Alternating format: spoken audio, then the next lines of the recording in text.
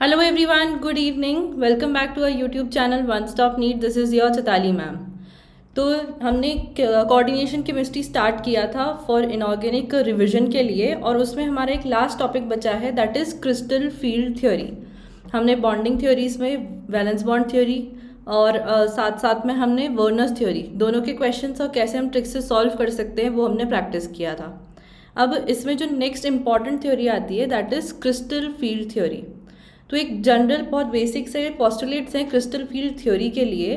Crystal field theory में हम जो लीगेंड्स हैं उनको कंसिडर करते हैं एज पॉइंट चार्जेस की तरह. जो लीगेंड है उसको हम चार्जेस की तरह कंसिडर करेंगे. अगर यहाँ चार्जेस की बात हो रही है इसका मतलब मेटल और लीगेंड के बीच में इलेक्ट्रोस्टैटिक फोर्स ऑफ अट्रैक्शन होगा. इलेक्ट्रोस्टैटिक फोर्स ऑफ अट्रैक्शन है तो वहाँ पर फील्ड लाइंस की बात की जाती है. Field lines. तो crystal field theory basically is based on कि लीगेंड्स और मेटल के बीच में जो इलेक्ट्रोस्टैटिक इंटरैक्शन है वो फील्ड लाइन से कैसे चेंज हो रहा है.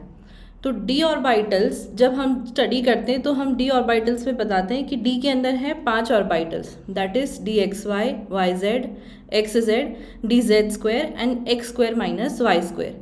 तो ये हम एक साथ बनाते हैं इसीलिए हम उसे कहते हैं डीजेनरेट ऑर्बिटल्स बिकॉज उन सभी की एनर्जीज सेम होती है. तो क्रिस्टल फील्ड थ्योरी में जो इम्पॉर्टेंट चीज़ है वो होती है स्प्लिटिंग ऑफ डी ऑर्बिटल्स.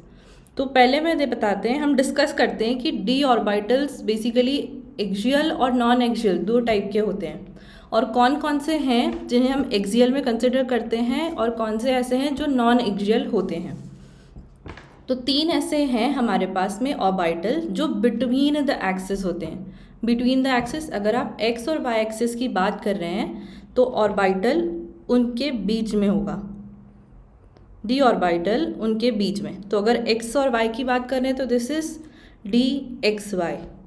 अगर वाई और जेड की बात कर रहे हैं तो डी वाई जेड. और अगर एक्स और जेड की बात कर रहे हैं तो डी एक्स जेड. तो ये हमारे 3 ऑर्बिटल हैं जो होते हैं नॉन एक्सियल और इसीलिए इनको हम रिप्रेजेंट करते हैं T2G से. T2G का मतलब है डीजेनरेट ऑर्बिटल और T स्टैंड्स फॉर ट्रिपली डीजेनरेट क्योंकि यहाँ पे 3 ऐसे ऑर्बिटल हैं जो 3 ऑर्बिटल हैं जो डीजेनरेट हैं that is why triply degenerate orbitals. और अगर हम दूसरी बात करें x square minus y square इसका मतलब ये जो ऑर्बिटल हैं ये एक्सियल ऑर्बिटल्स हैं अलोंग द एक्सिस प्रेजेंट होते हैं इसीलिए उसको लिखते हैं हम x square minus y square and d z square. तो इनको हम कहते हैं EG orbitals that is evenly degenerate. 2 orbital हैं जो इवनली डीजेनरेट होते हैं.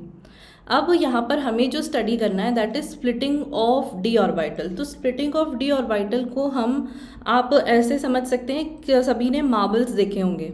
अगर हम मार्बल गेम जब खेलते हैं तो किसी भी मार्बल पर अगर आप एम करते हो तो आपको दूसरे मार्बल से हिट करना होता है और फिर उसकी डायरेक्शन चेंज हो जाती है. तो बेसिकली ये जो हमारे 5 ऑर्बिटल्स हैं डी ऑर्बिटल्स ये हैं डीजेनरेट. अब यहाँ पर लीगेंड है जो हमारे लिए अटैकिंग रिएजेंट का काम करेगा. जैसे ही लीगेंड की field lines in D orbitals से इंटरैक्ट करेंगी तो यहाँ पर होगी स्प्लिटिंग और ये स्प्लिटिंग डिपेंड करती है कि किस एंगल से या किस एक्सिस से लीगेंड अप्रोच कर रहा है. तो सबसे पहला हमारे पास केस आता है टेट्राहेड्रल कॉम्प्लेक्सेस का. टेट्राहेड्रल कॉम्प्लेक्सेस हमने पहले ही पढ़ लिया sp3 एंड dsp2. dsp2 हमें स्क्वायर प्लेनर होते हैं. अब यहाँ पर अगर लीगेंड अप्रोच कर रहा है तो लीगेंड शेप से अगर आप देखेंगे तो लीगेंड अप्रोच करता है between the axis. Ligand attack कर रहा है मेटल पे बिटवीन द एक्सिस. तो बिटवीन द एक्सिस हमारे कौन कौन से ऑर्बिटल थे x y y z and d x z. इसीलिए इन जो ऑर्बिटल्स हैं इनकी एनर्जी हो जाती है हाई. तो स्प्लिटिंग जब होगी डी ऑर्बिटल में तो जो हमारे ऑर्बिटल्स हैं जो बिटवीन द एक्सिस प्रेजेंट है उनकी एनर्जी होगी हाई और जो ऑन दी एक्सिस है एक्सियल ऑर्बिटल उनकी एनर्जी हो जाती है लो. तो अगर इसका हम ऑर्बिटल स्प्लिटिंग डायग्राम देखें तो ये सबसे पहले है हमारा डी ऑर्बिटल. इनकी एनर्जी इंक्रीज होती है and they reach to a bary centre. Bary centre हम किसे कहते हैं? एक ऐसा सेंटर जहाँ से हम डी ऑर्बिटल की डीजेनरेसी ब्रेक होती है, उसी को कहा जाता है बेरी सेंटर। तो अगर आप टेट्राहेड्रल में बात कर रहे हैं, T2G ऊपर होंगे, लेवल अप, एंड EG नीचे। अब यहाँ पर हमारे लिए जो इम्पोर्टेंट है दैट इज एनर्जी। तो इन दोनों T2G और EG के बीच का जो डिफरेंस होता है उसे हम कहते हैं tetrahedral crystal field splitting energy, जिसको आप शॉर्ट में लिखते हैं CFSE। क्योंकि टेट्राहेड्रल कॉम्प्लेक्सेस में देख रहे हैं तो delta T crystal field splitting energy. अब अगर इसका फॉर्मूला याद करना है तो बहुत सिंपल, सबसे पहले ये देखो कि अगर T2G है, T2G की एनर्जी इंक्रीज हुई है। इंक्रीज कितने से हुई है? बाय 2/5। 2/5 से क्यों? क्योंकि नीचे जो हमारे ऑर्बिटल थे वो 2 हैं, EG ऑर्बिटल्स 2 हैं, तो प्लस 2/5 इंक्रीज होगा। और अगर प्लस 2/5 को आपको डेसिमल में लिखना है तो 0.40। तो ये हो गया हमारा फॉर T2G। एंड EG के लिए क्योंकि यहाँ पर एनर्जी डिक्रीज हुई है बाय -3/5, 3 ऑर्बिटल ऊपर थे और उनकी एनर्जी डिक्रीज हुई है बाय -3/5, तो इसीलिए हम इसको लिखते हैं -0.60। तो यहाँ से आप crystal field splitting energy calculate कर सकते हैं, वेयर 0.60 n है नंबर ऑफ इलेक्ट्रॉन्स इस पर्टिकुलर ऑर्बिटल में, plus 0.40 m number of electrons in T2G orbital. यहाँ से हम crystal field splitting energy calculate कर सकते हैं। दूसरा हमारे पास केस आता है ऑक्टाहेड्रल कॉम्प्लेक्सेस का। टेट्राहेड्रल में बिटवीन द एक्सिस अप्रोच कर रहा था, ऑक्टाहेड्रल में लिगेंड अप्रोच करता है अलोंग द एक्सिस। क्योंकि ligand along the axis approach कर रहा है तो अलोंग द एक्सिस वाले जो हमारे ऑर्बिटल्स हैं उनकी एनर्जी इंक्रीज हो जाएगी। तो dz² और dx² - y² इनकी एनर्जी इंक्रीज होगी और जो ऑर्बिटल हमारे नॉन एक्सियल हैं उनकी एनर्जी लोअर। तो यहाँ से अगर हम इसका क्रिस्टल फील्ड स्प्लिटिंग डायग्राम देखें तो अगेन यहाँ पर बनेगा बेरी सेंटर, लिगेंड आया, उन्होंने डीजेनरेसी ब्रेक करी, तो डी ऑर्बिटल सबसे पहले x² - y² और dz² उसकी एनर्जी इंक्रीज हुई। अब इंक्रीज हुई तो by the factor of +3/5।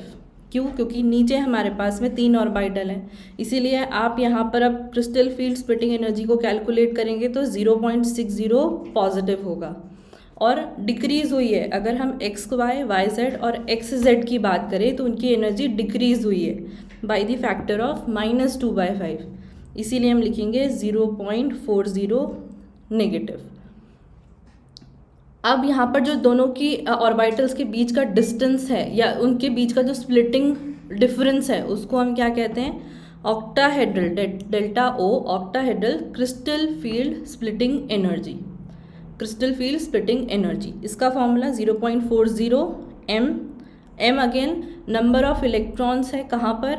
In T2G orbitals, और 0.60 represents number of electrons in EG orbital.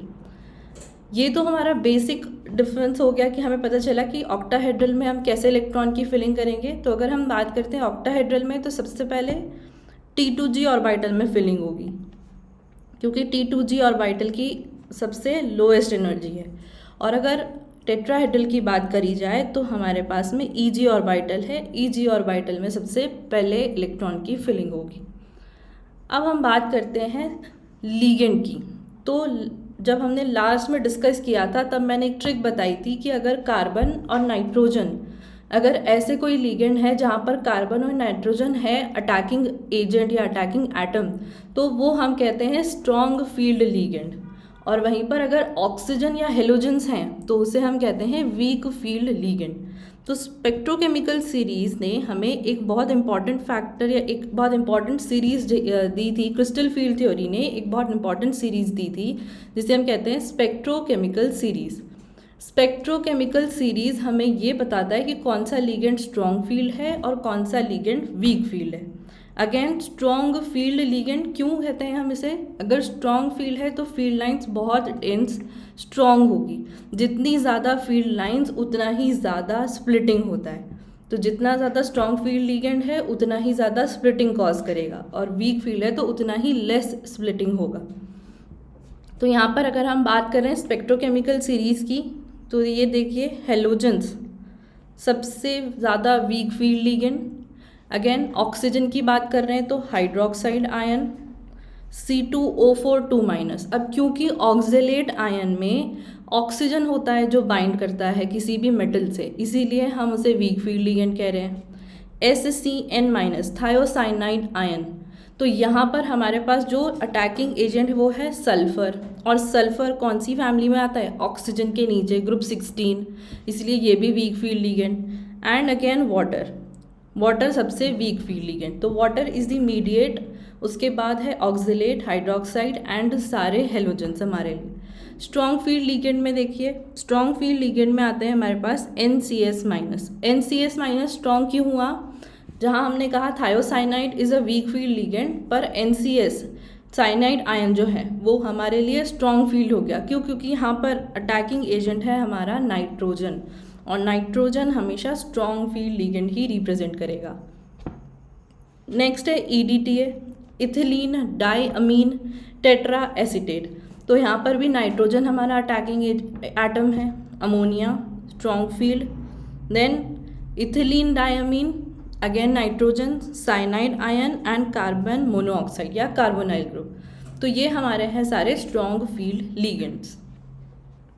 अगर अब मैं बात करूं कि ये कैसे अफेक्ट करते हैं, तो हमने पहले पोस्टुलेट्स पढ़े फॉर क्रिस्टल फील्ड थ्योरी।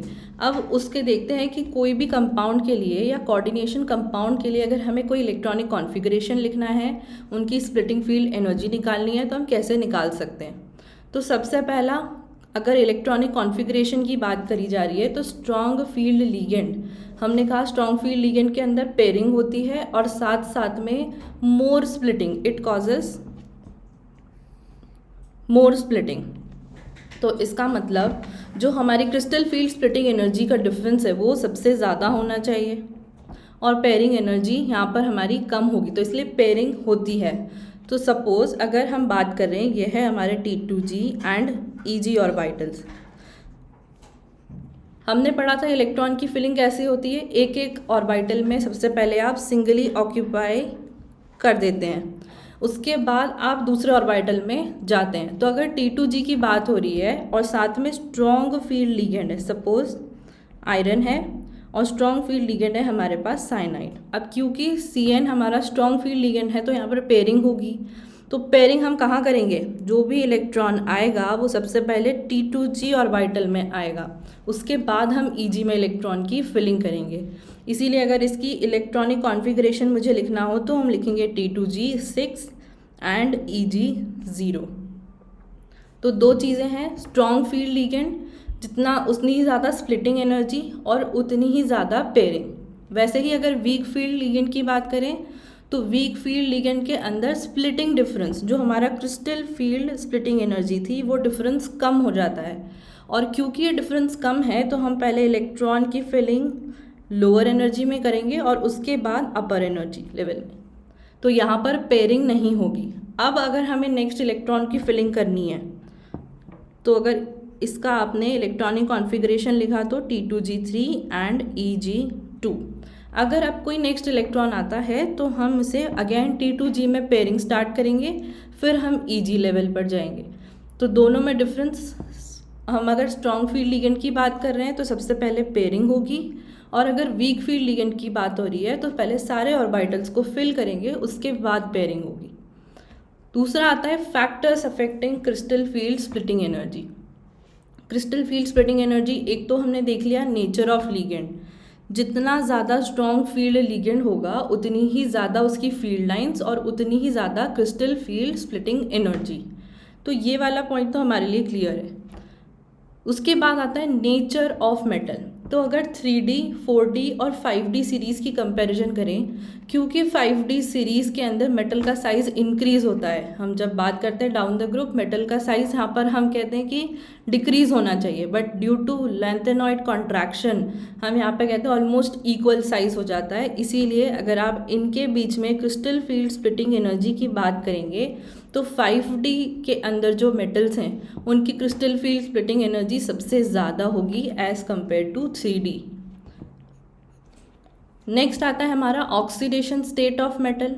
जितनी ज़्यादा ऑक्सीडेशन स्टेट, जैसे हमारे पास एग्जाम्पल है FeCN6 3- एंड FeCN6 4-। सबसे पहले ऑक्सीडेशन स्टेट अगर कैलकुलेट करें तो आयरन Cn- साइनाइड हमारा एक मोनोडेंटेट है, Cn- है, तो आयरन के ऊपर चार्ज आएगा +3, और यहाँ पर 6 एंड 4-, तो आयरन पे आएगा चार्ज +2। क्योंकि FeCN6 3- में आयरन की ऑक्सीडेशन स्टेट ज़्यादा है तो उसकी क्रिस्टल फील्ड स्प्लिटिंग एनर्जी ज़्यादा होगी। और नेक्स्ट जो हमारा सबसे मेन इम्पॉर्टेंट पॉइंट है that is nature of complex. Nature of complex में हमने क्या देखा कि जैसे ही जो हम ऑक्टाहेड्रल कॉम्प्लेक्स की और टेट्राहेड्रल कॉम्प्लेक्स की बात करते हैं तो ऑक्टाहेड्रल कॉम्प्लेक्स के अंदर क्रिस्टल फील्ड स्प्लिटिंग एनर्जी सबसे ज़्यादा होती है, और वो कितने फैक्टर से ज़्यादा होती है, दैट इज़ 4/9। तो अगर आपके पास में किसी ऑक्टाहेड्रल कॉम्प्लेक्स की एनर्जी गिवन है और टेट्राहेड्रल की पूछी है तो आप इस फॉर्मूले से कैलकुलेट कर सकते हैं, that is 4/9 of crystal field splitting energy of octahedral complexes. अब आते हैं हम यहाँ पर एक ट्रिक जो क्वेश्चन सॉल्व करने के लिए बहुत इजी तरीका देती है कि अगर हम एनर्जी की बात कर रहे हैं, अगर आपसे पूछा जाता है हमेशा कंपाउंड्स और कॉम्प्लेक्सेस की एनर्जी ऑर्डर या फिर उनके वेवलेंथ के एब्जॉर्प्शन का ऑर्डर, क्योंकि energy is always inversely proportional to wavelength, तो जितनी ज़्यादा क्रिस्टल फील्ड स्प्लिटिंग एनर्जी उतना ही कम उसका होगा वेवलेंथ। दूसरा आता है स्ट्रेंथ ऑफ लीगेंड। पहले भी मैंने बोला था कि अगर स्ट्रॉन्ग फील्ड लीगेंड है तो स्ट्रॉन्ग फील्ड लीगेंड की क्रिस्टल फील्ड स्प्लिटिंग एनर्जी सबसे ज़्यादा होगी। और तीसरा most important is stability of complex. तो आपको याद होगा, ये मैंने पहले भी बताया था कि स्टेबिलिटी ऑफ कॉम्प्लेक्स से आप किसको आइडेंटिफाई करेंगे, चिलेटिंग लीगेंड को। जितना ज़्यादा चिलेटिंग लीगेंड है उतना ही ज़्यादा स्टेबल कॉम्प्लेक्स है और उतनी ही ज़्यादा क्रिस्टल फील्ड स्प्लिटिंग एनर्जी है। तो यहाँ से हमारे लिए ये इम्पॉर्टेंट ट्रिक आपको क्वेश्चन सॉल्व करने के लिए बहुत काम आने वाली है। एक और चीज़ पूछी जाती है that is colour of the complex. तो अभी जैसे मैंने कहा कि एनर्जी, अगर क्रिस्टल फील्ड स्प्लिटिंग एनर्जी की बात कर रहे हैं तो कुछ ना कुछ वेवलेंथ एब्जॉर्ब कर रहा है। आप कोई कंपाउंड देखते हो, कलर्ड कंपाउंड, सपोज NiCN4 की बात कर रहे हैं या FeCO5 की बात कर रहे हैं, तो यहाँ पर इन कॉम्प्लेक्सेस का अपना एक कलर होता है, पर वो कलर कैसे आता है, that is the complementary colour observed. तो अगर हम कह रहे हैं कि किसी भी कॉम्प्लेक्स ने वायलेट कलर को एब्जॉर्ब किया है तो हमें कौन सा कलर दिखेगा, उस कॉम्प्लेक्स का ग्रीन कलर दिखेगा। तो ये कुछ नहीं है, जो हम विबग्योर पढ़ते हैं उसी का ही कॉम्प्लीमेंट्री कलर सर्कल है। जैसे आप कहते हैं, जैसे आप लिखते हैं VIBGYOR violet, indigo, blue, green, yellow, orange, red. तो अगर आपने देखा वायलेट एब्जॉर्ब कर रहा है तो कलर कौन सा मिल दिखेगा हमें, जो आपको कलर दिख रहा है कंपाउंड का वो उसका कॉम्प्लीमेंट्री कलर है। अगर कोई कंपाउंड रेड कलर एब्जॉर्ब कर रहा है तो इसका मतलब हमें जो कंपाउंड का कलर दिखेगा वो कौन सा होगा, ब्लू कलर दिखेगा। अगर वो ऑरेंज एब्जॉर्ब कर रहा है तो इंडिगो। तो इस तरीके से जो आपको कलर दिखते हैं that is the complementary colour, that is not the actual colour. ठीक है, अब जो हमने पढ़ा उसके ऊपर एक क्वेश्चन सॉल्व करके देखते हैं। तो सबसे पहला है the order of energy absorbed which is responsible for the colour of complexes. अब क्वेश्चन में पूछा है order of energy. Order of energy अगर हमें CFSE बेसिकली हमें कैलकुलेट करना है, क्रिस्टल फील्ड स्प्लिटिंग एनर्जी, तो क्या हमें ऑप्शंस में NiH2O2 En2, NiH2O4 En and NiEN3, क्या यहाँ पर हमें चिलेटिंग लिगेंड दिख रहे हैं। इथिलीन डाई अमीन हमारा चिलेटिंग लिगेंड है और हमने पहले ही कहा जितना ज़्यादा चिलेटिंग लिगेंड उतना ही ज़्यादा स्टेबल और उतनी ही ज़्यादा क्रिस्टल फील्ड स्प्लिटिंग एनर्जी। तो यहाँ पर हम कैसे सॉल्व करेंगे, CFSE is directly proportional to stability which is directly proportional to number of chelating ligands. तो सबसे पहले नंबर ऑफ देख लेते हैं। क्या हमारे पास थर्ड जो कॉम्प्लेक्स है उसमें चिलेटिंग लिगेंड के नंबर सबसे ज़्यादा हैं, 3 इथिलीन डायमीन है, तो this will be the first. Option A हमारे लिए सेकेंड होगा, क्यों? क्योंकि यहाँ पे 2 इथिलीन डायमीन लिगेंड है। और सबसे लास्ट होगा हमारे लिए NiH2O4En, तो सबसे ज़्यादा stable C, then A and then B। वैसा ही सेम ऑर्डर होगा हमारे लिए क्रिस्टल फील्ड स्प्लिटिंग एनर्जी का, C then A and then B। तो करेक्ट आंसर विल बी हमारा option B। Next question, what is the correct electronic configuration of central atom K4 Fe6 based on crystal field theory। यहाँ पर central atom हमारा iron है, तो हम सबसे पहले क्या लिखते हैं? प्रोसेस हमेशा याद है, हम पहले एटम का कॉन्फ़िगरेशन ऑक्सीडेशन स्टेट से देखेंगे। तो यहाँ पर ऑक्सीडेशन स्टेट क्या आयरन की +2 है, तो कॉन्फ़िगरेशन क्या हम 3d6 लिख दें। देन क्योंकि साइनाइड एक स्ट्रॉन्ग फील्ड लिगेंड है, इसका मतलब क्या यहाँ पर पेयरिंग होगी, तो साइनाइड यहाँ पर हमारे लिए strong field ligand, that is Y pairing होगी। उसके बाद क्या ये ऑक्टाहेड्रल कॉम्प्लेक्स है, तो ऑक्टाहेड्रल कॉम्प्लेक्स में हम सबसे पहले T2G में फिलिंग करते हैं एंड देन EG में फिलिंग करते हैं। ठीक है, अगर हमने यहाँ पर सबसे पहले कर दी और स्ट्रॉन्ग फील्ड लिगेंड है, इसका मतलब पेयरिंग होगी ही। 6 इलेक्ट्रॉन्स आपको फिल करना है, तो पेयरिंग यहीं पर ही हो जाएगी, EG में कोई भी इलेक्ट्रॉन नहीं जाएगा। तो इलेक्ट्रॉनिक कॉन्फ़िगरेशन इस कॉम्प्लेक्स का होगा T2G6 एंड EG0। तो correct answer will B option B। सबसे पहले हमने क्या किया, जो हमारा मेटल है उसकी ऑक्सीडेशन स्टेट और साथ साथ में कॉन्फ़िगरेशन लिखा। देन चेक किया स्ट्रॉन्ग फील्ड लिगेंड है या weak field ligand. Strong field ligand है तो पेयरिंग होगी। ऑक्टाहेड्रल में पहले हम T2G में लिखते हैं, देन EG में, और टेट्राहेड्रल में EG में पहले एंड देन T2G में, और वैसे ही आपको इलेक्ट्रॉन्स की फिलिंग करनी है। Next, the correct increasing order of wavelength. Wavelength का ऑर्डर पूछा है of absorption in visible region of complex. तो अगर मैं यहाँ पर बात कर रही हूँ, हमने अभी भी पढ़ा था CFSE is directly proportional to stability, और वेवलेंथ पूछा है, इसका मतलब इन्वर्सली प्रोपोर्शनल टू वेवलेंथ। तो हमें correct increasing order of wavelength, तो जिसकी जितनी ज़्यादा एनर्जी होगी उतना ही कम वेवलेंथ होगा। ऑप्शंस में हमारे पास क्या है, लिगेंड H2O है, then En and then NH3। तो यहाँ से हमें पता है H2O वीक फील्ड लिगेंड है, En और अमोनिया हमारे स्ट्रॉन्ग फील्ड लिगेंड है। देन दूसरी चीज़ जो हमें पता चल रही है, क्या यहाँ पर इथिलीन डायमीन के 3 मॉलिक्यूल हैं, 3 है, इसका मतलब क्या बहुत ज़्यादा स्टेबिलिटी होगी, चिलेटिंग लिगेंड है, इसका मतलब COEN सबसे पहले आएगा, देन हमारे पास अमोनिया एंड देन होगा H2O। ये हो गई इसकी क्रिस्टल फील्ड स्प्लिटिंग एनर्जी का ऑर्डर। और अगर हम वेवलेंथ की बात कर रहे हैं तो ऑर्डर ऑपोजिट, क्योंकि इनवर्सली प्रोपोर्शनल होता है। तो इसीलिए थर्ड का आंसर हमारे लिए होगा ऑप्शन D। देन अगर पूछा जाए among the following complexes which one of the following will have zero crystal field stabilisation energy, CFSE किसकी ज़ीरो हो सकती है। अब इस क्वेश्चन का आंसर आप मुझे कमेंट में करके बताएंगे, सॉल्व करेंगे। तो बेसिकली आपने क्या देखना है, सबसे पहले क्या ये कॉम्प्लेक्स ऑक्टाहेड्रल है या टेट्राहेड्रल है। क्या चारों ऑप्शन आपको ऑक्टाहेड्रल दिख रहे हैं। ऑक्टाहेड्रल के लिए हमने पढ़ा था क्रिस्टल फील्ड स्प्लिटिंग एनर्जी का formula, that is -0.4 m + 0.6 n। ये था हमारा क्रिस्टल फील्ड स्प्लिटिंग एनर्जी का फॉर्मूला। तो आपको ये इस फॉर्मूले में नंबर ऑफ इलेक्ट्रॉन्स को फिल करके देखना है किसकी क्रिस्टल फील्ड स्प्लिटिंग एनर्जी 0 होगी। इसको कैलकुलेट करके आप इसका आंसर मुझे कमेंट सेक्शन में लिखकर बताएंगे।